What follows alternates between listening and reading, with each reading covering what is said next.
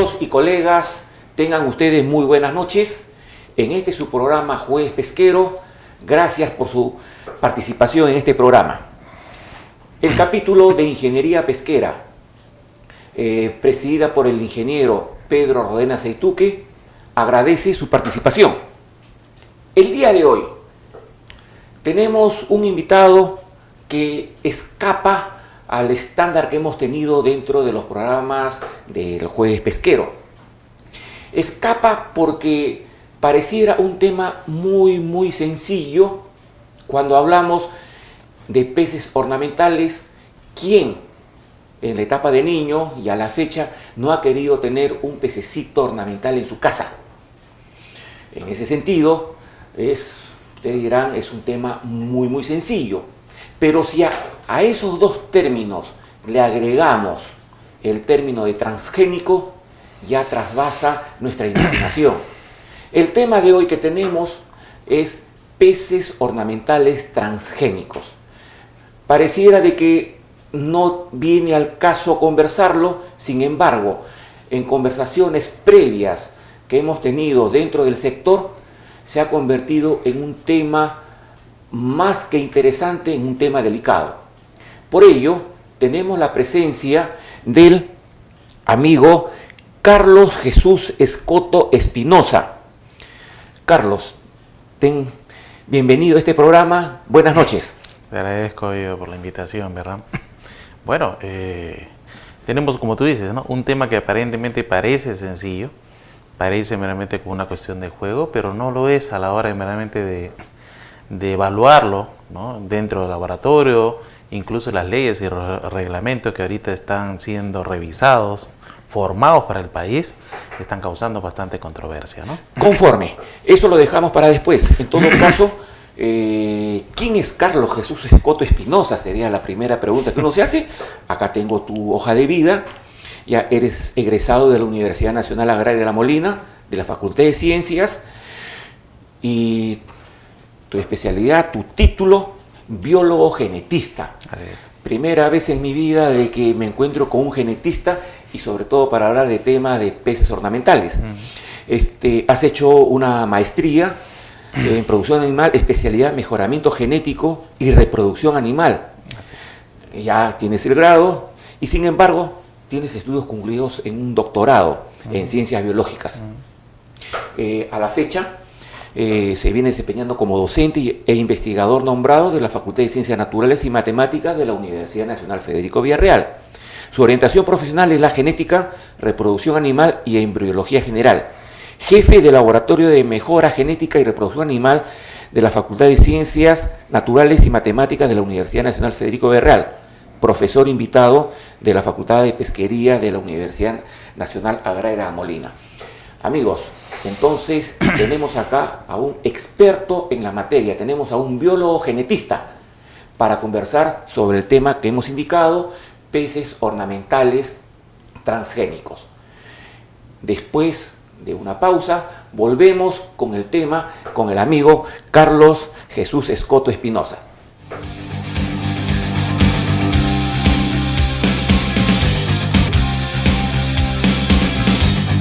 Amigos y colegas, tengan ustedes nuevamente buenas noches. Estamos de regreso con el amigo Carlos Escoto. Carlos, cuando hablamos de peces ornamentales transgénicos, creo que es una parte del problema. El origen de todo esto está en los organismos vivos modificados. En todo caso, ¿qué opinión te merece de ese término nuevo que hay de organismos vivos modificados? Bien, Guido, como te decía, acá no debemos olvidar que Perú ha suscrito, ¿verdad? Está suscrito en lo que se llama el Protocolo de Cartagena. Y este protocolo, que es meramente una ley macronacional, nos obliga a nosotros a regular realmente la entrada, la producción, la comercialización de los organismos vivos modificados.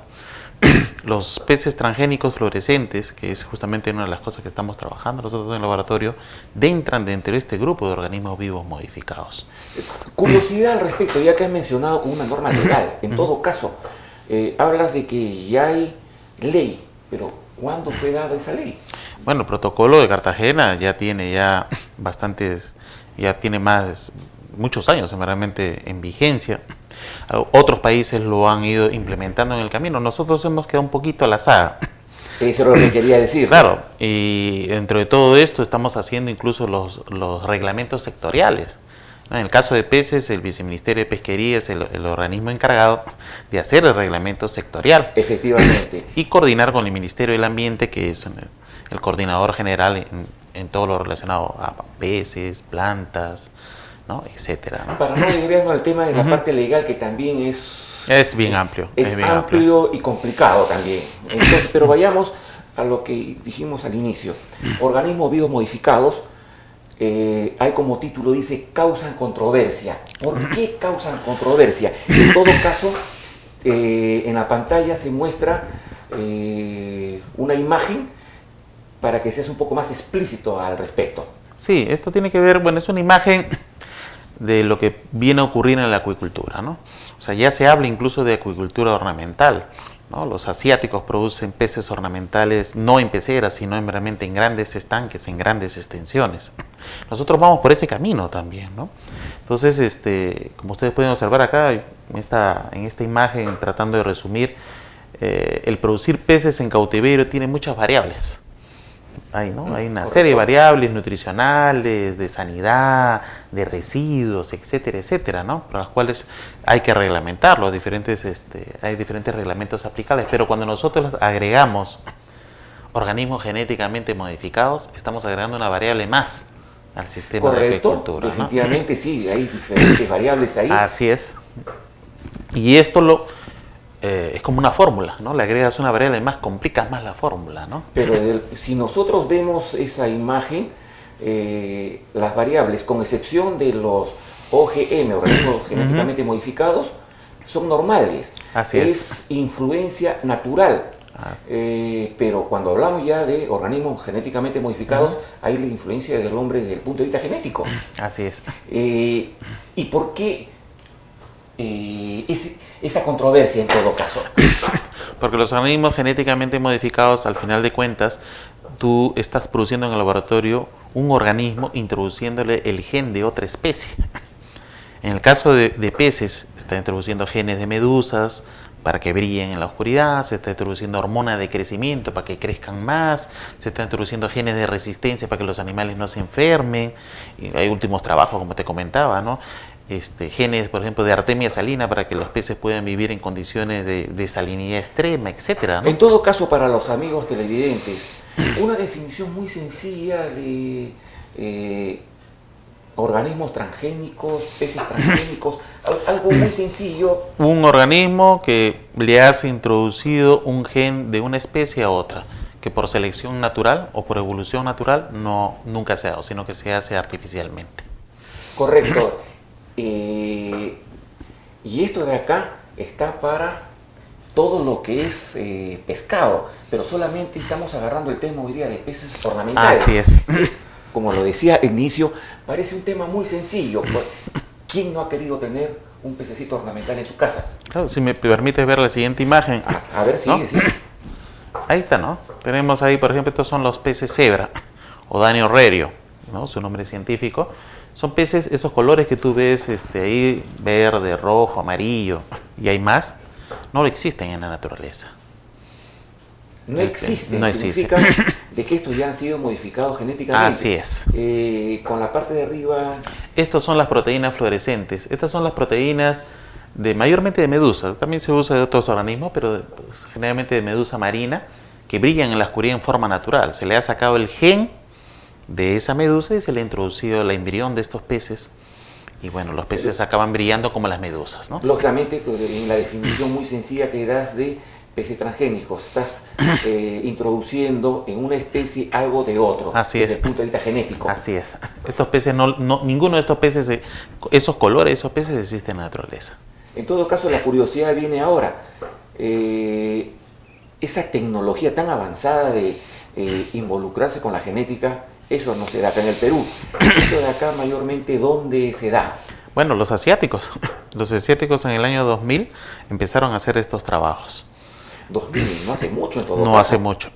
No hace mucho. Recién lo sacaron al mercado en el 2003. Sin embargo, ya estaban en Perú entre el 2005 y el 2006. Los importaron. Los importaba. Así es. ¿No hay regulación al respecto de esa importación? Está haciéndose recién el reglamento. Ese es el problema, ¿no? Que la ciencia a veces nos arrebasa, ¿no? La ciencia arrebasa lo ético, arrebasa las leyes mismas. Entonces no están prohibidos, recién se están reglamentando. Si no está prohibido, puede ingresar. Así es. ¿Cuál sería la posible implicancia o algo negativo de la introducción, si podemos llamarlo legal, de este tipo de pez ornamental? Uno lo ve chiquito, bonito, fosforescente, llama la atención, así es. Pero ¿cuál es la implicancia? Como conversábamos también, ¿te acuerdas? Me ponías el ejemplo del niño, ¿no? El niño que de repente, bueno, se aburrió de la mascota que tenía, en este caso fluorescente, y lo colocó en un ambiente natural y lo dejó libre, ¿no? Que vive en paz, ¿no? Ahí ya hay una influencia Así hacia... es, ya introduciste hacia el medio ambiente. Entonces, justamente el reglamento lo que trata de hacer es de que eso no ocurra, de que realmente se reglamente eso, se trabaje con peces estériles o se haga el análisis de riesgo para ver si realmente algo le puede ocurrir a la naturaleza, ¿no? Algo negativo. Has mencionado un término estéril. Dentro de la literatura que me obligó a leer, sí. ¿Es 100% estéril? No. Eso fue una de las cosas y una gran sorpresa para nosotros cuando empezamos a trabajar con estos animales, porque los productores, la literatura, los creadores de esta tecnología aseguran aseguraron realmente que eran estériles. Nosotros en el laboratorio hemos logrado reproducirlos. Es más, el rasgo se transmite a las siguientes generaciones. Exacto. Entonces no estamos acá de un animal estéril, estamos hablando de un animal que se reproduce tan bien como el animal normal, el animal que no es transgénico. Lo que no entendí en una información que hay es que este animalito, si no es estéril, cuando se combina con otra especie, ¿qué sucede con esa especie que ha sido ya modificada, si podemos llamar así? Ahí está, eso es lo que le llaman flujo génico, ¿no? Es el término. Tú eres el entendido. ¿Qué quiere decir? Que de repente, nosotros no tenemos cebras en el Perú. Para empezar. Ok, pero la cebra se puede hibridizar, la transgénica con la no transgénica, y transmite el rasgo fluorescente a las siguientes generaciones. Correcto. Hoy son cebras, pero ¿qué va a pasar cuando sean especies nativas, por ejemplo, del Amazonas? Discos, ¿no? Algún pez ornamental amazónico del Perú. Podría darse el mismo caso. Si se den cebras como un animal modelo, entonces lo que sucede a cebra podría pasar también en otras especies nativas. Y ahí tenemos un problema, porque vas a tener una reproducción descontrolada de las... Ese es el detalle, la producción descontrolada. ¿Qué tenemos en la siguiente? A ver. Esto, bueno, muchos de mis colegas me decían, oye, qué bonitas fotos has bajado de internet. No son fotos de internet, son fotos del mercado central tomadas por mí en el año, marzo 2010. Sí, tienen un año, ¿ya? Y como tú ves, están estos peces, ¿no? Venta al público en general, ¿no? De repente es una pregunta inocente. ¿Transgénicos todos? Sí. Los reproducen, ¿no? Los reproducen muy bien y te diré, pues sus precios son, tú puedes comprar, te lo pueden vender 5 por 10 soles, una cosa por así, hasta menos. ¡Ah, caramba! ¿Sí? Son asequibles. Sí, así es. O sea, cualquier persona los puede comprar, ¿no? Cualquier persona los puede adquirir. Y volvemos entonces al tema que básicamente esto llama la atención al niño. Así es. Al adulto no. El adulto se aprovecha de la inocencia del niño en esta curiosidad y que siempre cabe la posibilidad, como me ha sucedido ya con niños que he visto, este pescadito pobrecito no puede estar ahí, lo llevo al río, lo llevo a una laguna, lo llevo a un espejo de agua, en ese sentido, y se crearían los problemas que has mencionado. Claro, si el animal se reproduce, claro que sí. Es que me baso en lo que dice abajo. Así es. Tiene de varios colores y peces de distintos tamaños, se reproducen. Claro. Porque si no se reprodujeran no encontrarías crías, y acá hemos encontrado crías. Caramba. ¿Ven? Amigos, lo que les decía, lo que parece era una entrevista muy, muy sencilla, la trascendencia que tiene. ¿Qué más tenemos? Sí. Esto es, yo te estoy mostrando lo último de finales del 2010. Este es el Pterophilum escalar, más conocido como pez ángel o escalar. Y estos son su versión fluorescente. Es lo mismo que tú has visto en cebras, pero ahora tenemos un pez que ya existe en la Amazonía, que ya se comercializa, que es más grande, que tiene mayor valor económico. Y acá hay otro, el Nigrofasciatus. Este pez también es un cíclido. Tú sabes que los cíclicos, como las tilapias, son muy agresivos en la forma de reproducir. Y acá lo tiene fluorescente también con los genes de medusa que veíamos en los osos especiales. Esto es 2010. Estamos entrando en 2011. ¿Qué vendrá en el 2012? O sea, ya se abrió la cajita de Pandora. Efectivamente, porque estamos hablando de una especie que es agresiva. Y es más difícil de reproducir, pero sin embargo la técnica funciona muy bien. Yo voy un poquito más allá. Si es una especie agresiva que le cambia su característica, de repente era un predador y se convierte en un depredador. Bueno, como digo, ¿no? Depende de la cuestión ornamental, pero recuerda que el mundo no está trabajando solamente con genes de colores. Hay otros genes como hormona de crecimiento. Efectivamente. Entonces, si funciona con genes de colores, puede funcionar con otros. Lo cual me trae a colación de que ese es otro tema. Porque estaríamos hablando de cultura, sí. Y acá solamente estamos en peces ornamentales. Pero el reglamento, nosotros hemos tenido problemas incluso para la cuestión de reglamento. Solamente el capítulo de artículo, el capítulo ornamental nos ha demandado bastante horas, ¿no? Y ojo, no ha quedado todavía claro. No ha quedado muy claro. No ha quedado claro. Sí, porque alguien comentó, y bueno, ¿y qué pasa si tengo un ornamental que de repente lo uso para la cadena alimenticia? Bueno, la cosa se complica, ¿no? Sí, sí. No, pero en ese caso, el que me preocupa más es el de abajo. Te parece mucho una tilapia, ¿no? Efectivamente. Y la tilapia es comestible. Y tú sabes que en la Amazonía muchos peces ornamentales son comestibles también a la vez. También, efectivamente. Así Entonces, la preocupación ya es latente. ¿Qué más tenemos? Bien, esto es quizás un regalo para tu programa, ¿no? Esto lo tomé hace dos días, ¿sí? 3 días. Esto es Villa El Salvador. Villa El Salvador, disculpa. Sí, Villa El Salvador. Es un criadero artesanal y como tú podrás ver, lo mismo que tú has visto anteriormente son peces cebra fluorescentes. Transgénicos. Transgénicos, ¿no? Creo que aquí hay otra vista. Y bueno, los criadores acá en el Perú lo hacen muy bien, ¿no? Lo hacen excelente y bueno, estamos, hay que reglamentar esto, Guido, ¿no? Indudablemente. La posibilidad de que expertos como tu persona, biólogo genetista, rarísima vez he escuchado eso. Biólogos, sí, a montones, pero biólogos genetistas son poquísimos los casos.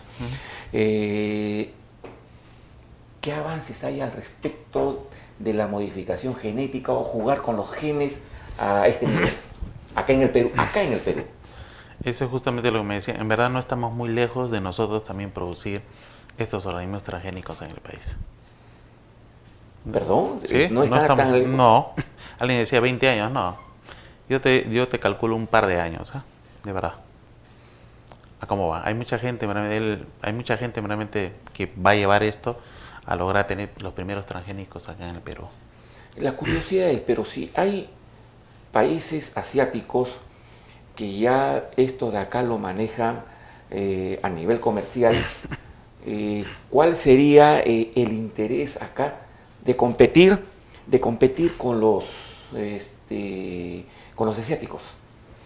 ¿O solamente es fines científicos? Bueno, nosotros somos dueños de un material genético que ellos no tienen, pues. Correcto. Partiendo de la Amazonía. Así es. Ellos se lo llevan, lo modifican y luego nos lo venden. Bueno, hagamos el camino inverso. Nosotros tenemos el material, nosotros modifiquémoslo, ¿no? Es una alternativa, porque acá hay cuestiones de alternativa. No son soluciones, son alternativas, ¿no? Carlos, yo te quedo muy agradecido por tu presencia acá. Ha sido una charla muy, muy satisfactoria. Como vuelvo a repetir, en algo tan sencillo, pero que se terminó complicando desde el punto de vista transgénico. Mis felicitaciones por esta parte nueva para el país, que abre también un acápite para los investigadores. En ese sentido, el capítulo se siente honrado en haberte recibido acá. No, gracias a ti, por favor. Gracias a ti. Conversar un momento en este tema.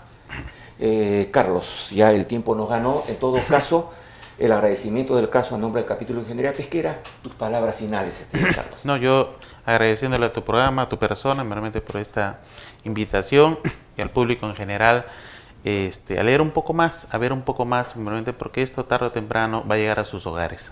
Sí, y ojo, por si acaso, hay información muy prolija en Internet. Así es. Carlos, así es. Te agradezco muy amablemente por tu invitación. Amigos y colegas, nos vamos a una pausa y volvemos en unos instantes para la despedida del programa.